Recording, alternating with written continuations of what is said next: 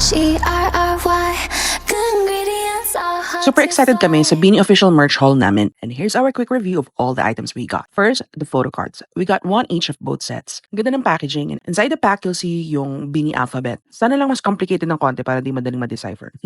Anyway, on the photo cards, first is yung makulay na set B. I love the photos, especially kay Maloy. Pero oh my god, ang gaganda nila. Each set is a special card and both sets namin si Stako nakuha namin. Main bias ni Jowa, so okay lang. Pero sana may makatrade kami na Maloy. Take note na kasya sila sa photo card sleeves na to para double protection. Itong set B yung may puzzle and madali lang buuin. If gusto mo ng hint, arrange siya from oldest to youngest, from top to bottom, left to right. Yung set A naman, parang mas no makeup looks nila. So pretty. Siyempre naka-photo card sleeves na rin. Sinama pa namin dun sa photo card album namin along with our Jolly Beanie photo cards and yung Modest photo cards. The Beanie pillow naman is nice and fluffy. Ang ganda ng pagka-teal niya and I'm glad na di siya masyadong malambot na umuimpis masyado. Tama ba yung term ko?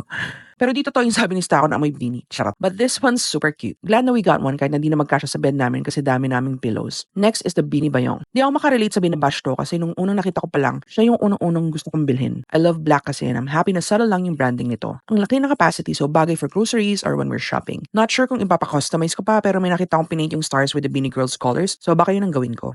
Cherry on top crew neck sweatshirt naman, meron siyang kasamang Superstar Philippines na card na i-rate din ni Jowa. Ang ganda ng cherry with Beanie's icon na embroidered dun sa harap. Yung texture ng tela niya, medyo matulas or smooth. Not sure ano tawag sa tela na to but it feels smooth sa skin. Malambot and makapal yung tela niya. Yung Beanie and names ng 8 girls sa likod naman, ang ganda rin ng material. Parang may pagka-rubbery. Sabi nila sana daw embroidered rin pero baka umabot ng 3K or more pa presyo nito kasi ang daming i-embroidery niya na. Ingat na lang sa paglaba para di masira agad yung designs. We usually wear 2XL up to 4XL clothes. So we got the XL size na nagkasya naman sa amin. Medyo sobrang fit lang niya. Di siya stretchable fabric. Nakakagalaw pa naman kami. Maganda pagkakapal niya so we'll definitely wear this pag malamig. Yung Grand Beanieverse hoodie naman, nagkamali lang ako actually ng bili nito. Dapat shirt lang. But I'm glad na rin kasi ang bilis na sold out nito. Ang ganda ng design sa front and back kaya we wanted to get one kahit di kami na makakanood ng live. Sa I Want TFC live stream lang. May icons sa 5 chapters sa Grand Beanieverse so medyo concern lang kami baka madaling mabura so ingat na lang sa paglaban nito. The design sa likod was what really sold this for us. So sana di rin siya madaling matanggal. Sa fit naman, we got the large to XL na size. Surprisingly, mas wider, mas maluwag siya kaysa dun sa sweatshirt. Well, actually nakita naman namin sizing pero given the range siya ng large to XL, we expected na baka sobrang fit. Pero tama lang yung fit niya sa amin, medyo may stretch kasi. Yung tela niya medyo mas manipis kaysa dun sa cherry on top sweatshirt. Yung sa hoodie part lang mas makapal. Tama lang naman kasi may mga hoodies akong ganito rin kakapal ang tela lang. Parang mas kayang masuot on a cool breezy day. Dapat yung cherry on top shirt ang bibili na namin kaso walang XL na size. So we decided to get a Grand Beanieverse shirt na lang. Parang may masuot kaming beanie shirt when we go out. Sana magkaroon ng XL or larger size ng cherry on top soon. Tama lang yung kapal ng tela. May slight stretch naman siya tapos smooth na cotton yung tela. XL na rin to pero mas maliit ang sizing niya compared dun sa hoodie. Nagkasya naman sa amin pero goal namin magpapayat para mas kumanda ang fit. O, diba? Lastly, we got the 35th anniv issue ng Metro Mag with the Beanie Girls on the cover. Nag-enjoy kami basahin yung articles about them. May individual pieces rin and the write-ups further solidified why we love all 8 of them. Ang ganda pa ng photos nila kasi they showcase each of the girls' personalities. Hindi gaya ng Vogue. Just.